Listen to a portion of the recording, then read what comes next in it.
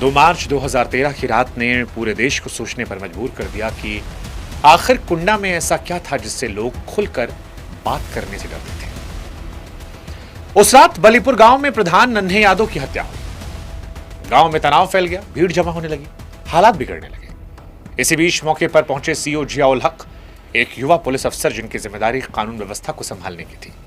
लेकिन कुछ ही घंटों बाद अफसर सड़क पर मृत मिलते हैं। शरीर गोलियों से छलनी था, सरकारी गाड़ी को जला दिया गया था और सबसे डरावनी बात यह थी कि वहां पुलिस होने के बावजूद वो अफसर अकेला पड़ गया था। उस रात कुंडा में सिर्फ एक अफसर नहीं मरा था, बल्कि लोगों का कानून पर भरोसा भी टूट रहा था। सरकार कह रही थी कि गुस्साई भीड़ ने हमला कर दिया, लेकिन लोगों को ये कहानी अधूरी लग रही थी, क्योंकि अगर ये सिर्फ भीड़ थी तो एक ट्रेन पुलिस अफसर इतनी बेरहमी से कैसे मारा गया? क्यों उसकी पत्नी ने खुलेआम बड़े नामों पर आरोप लगाए? और क्या इस घटना के बाद कुंडा की पुरानी कहानियां फिर बाहर आने लगी? तालाबों की कहानी, गायब लोगों के किस्से, वो डर जो गांव की हवा में धुएं की तरह फैला था। धीरे धीरे यह मामला सिर्फ एक हत्या का नहीं रहा, बल्कि उस सवाल में तब्दील हो गया जिसने पूरे सिस्टम को कटघरे में खड़ा कर दिया। सवाल कि अगर पुलिस का एक अधिकारी सुरक्षित नहीं है तो आम आदमी की क्या औकात? शायद यही वजह है कि कुंडा में आज भी कुछ लोग रात होने के बाद तालाबों के पास रुकना पसंद नहीं करते। नमस्कार, मैं हूं शुभांकर मिश्रा और ये कहानी है जियाउल हक की मौत को लेकर। ये कहानी है कुंडा के रहस्य को लेकर। जिस रात सीओ जियाउल हक की हत्या हुई, उस रात सिर्फ एक पुलिस अफसर नहीं मरा था, बल्कि पूरे देश ने पहली बार कुंडा के उस असर को महसूस किया था जिसके बारे में लोग धीमी आवाज में बातें करते थे। ये सवाल कि अगर सीओ सुरक्षित नहीं तो आम आदमी की औकात क्या? और इस सवाल का जवाब समझने के लिए उस नाम को समझना जरूरी है जिससे कुंडा की पहचान जुड़ चुकी है। नाम रघुराज प्रताप सिंह, यानी राजा भैया।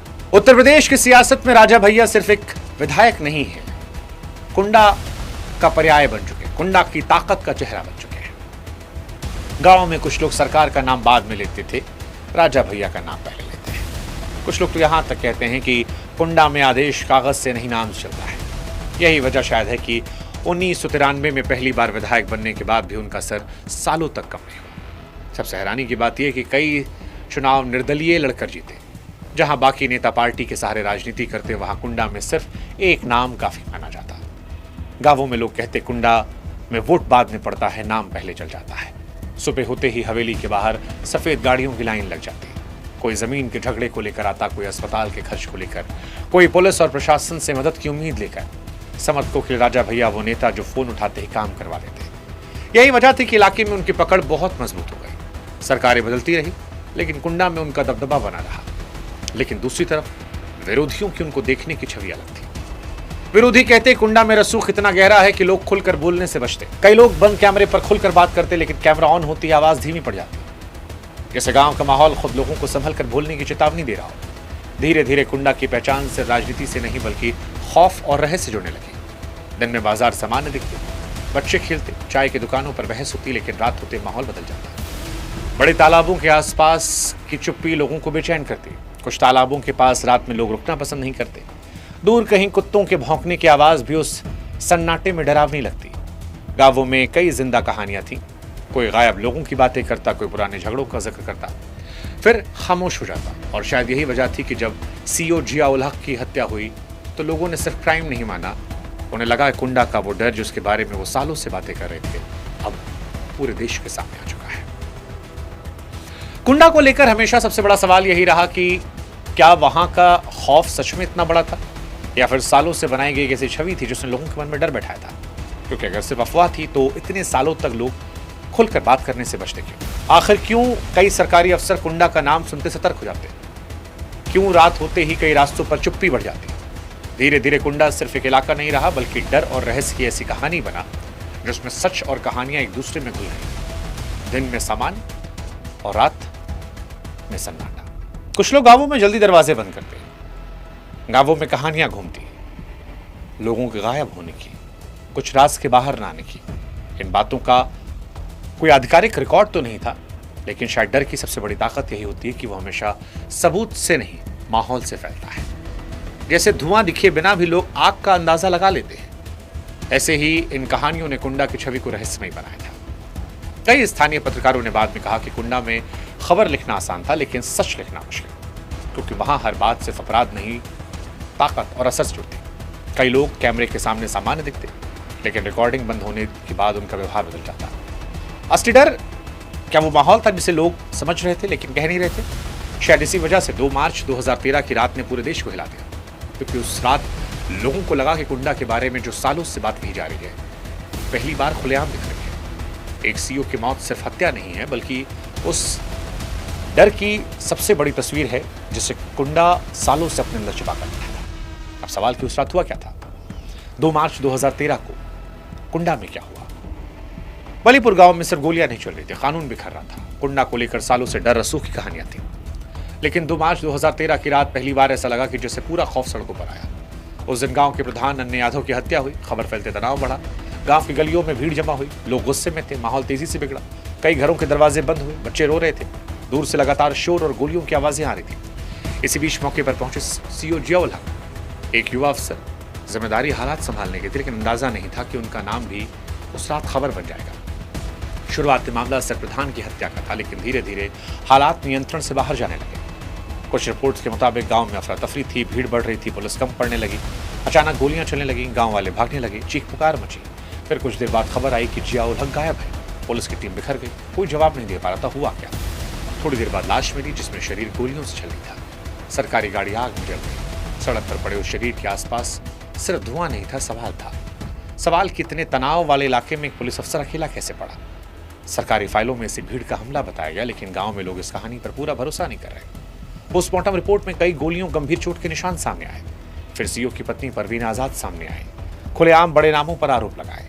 यहां से मामला सिर्फ हत्या नहीं बल्कि राजनीतिक तूफान का बन गया। पूरे उत्तर प्रदेश में सवाल उठने लगे, क्या सच में भीड़ का हमला था या उस रात कुछ और हुआ था जिसकी पूरी कहानी कभी बाहर नहीं आई? सबसे अजीब बात यह कि जितनी तेजी से घटना हुई उतनी तेजी से डर भी फैला।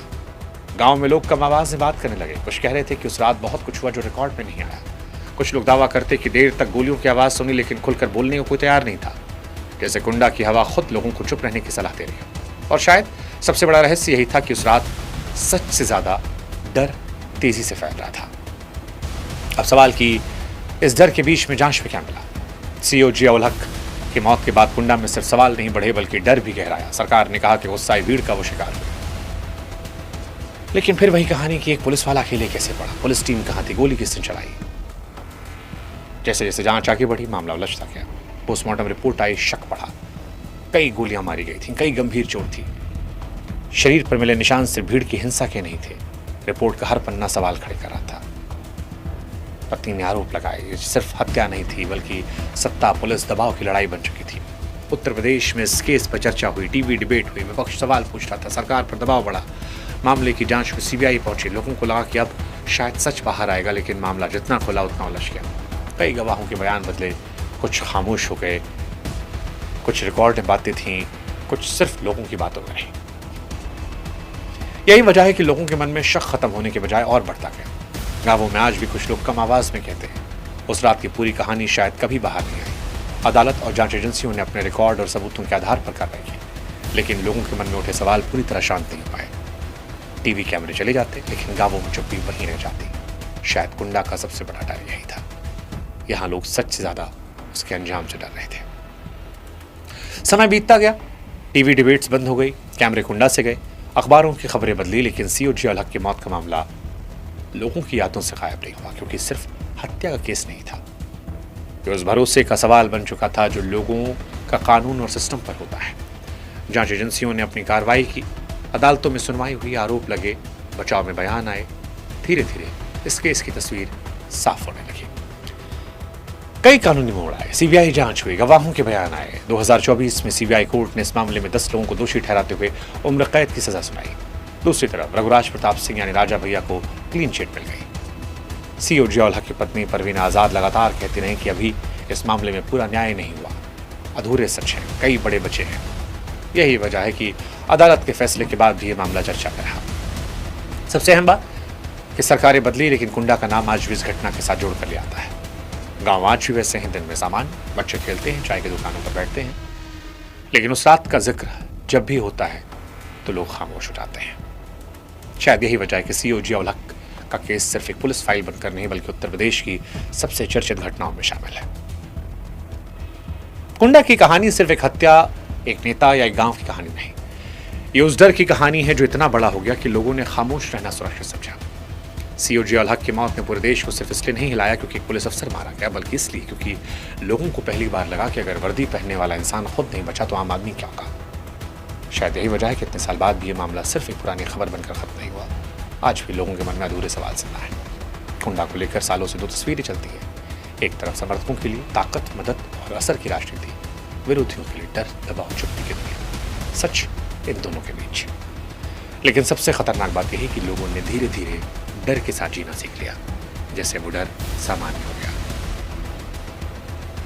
कुछ कहानियां सिर्फ रातों में सुनी जाती हैं। शायद किसी समाज के लिए इससे बड़ा खतरा नहीं हो सकता कि जब लोग सच में नहीं, सच बोलने के अंजाम से डरने लगे। सीओ जियाउल हक की हत्या की जांच हुई, अदालतें हुई, बयान आए, फैसले आए, लेकिन आज भी उस रात का पूरा सच क्या आया, इस सवाल के जवाब को लेकर लोग खामोश हो जाते हैं। इसका मतलब यह है कि लोगों का भरोसा पूरी तरह नहीं लौटा। कानून तब मजबूत होता है जब आम आदमी को लगे कि सच चाहे कितना बड़ा हो, दबाया नहीं जा सकता। इसीलिए कुंडा का नाम आज भी सिर्फ राजनीति नहीं बल्कि रहस्य और डर से उड़ाता है। तालाब आज भी वही है, रात की चुप्पी आज भी वैसी ही है, दूर कहीं कुत्तों के भौंकने की आवाज आज भी लोगों को पुराने किस्सों की याद दिलाती है। शायद इसी वजह से कुंडा की कहानी आज भी खत्म नहीं हुई। एक ऐसी कहानी जिसमें सबसे बड़ा रहस्य सिर्फ ये नहीं कि उस रात हुआ क्या, बल्कि ये कि इतने साल बाद भी लोग उसके बारे में खुलकर बात करने से क्यों डरते हैं। कुंडा की कहानी का सबसे डरावना हिस्सा सिर्फ एक सीओ की हत्या नहीं, बल्कि वो भरोसा जो उस घटना के बाद लोगों के मन से टूटने लगा। साल बीते, जांच हुई, अदालतें चली, फैसले आए। समय के साथ इस मामले की तस्वीर पहले ज्यादा साफ है। 2024 में सीबीआई कोर्ट ने इस केस में 10 लोगों को उम्र कैद की सजा सुनाई।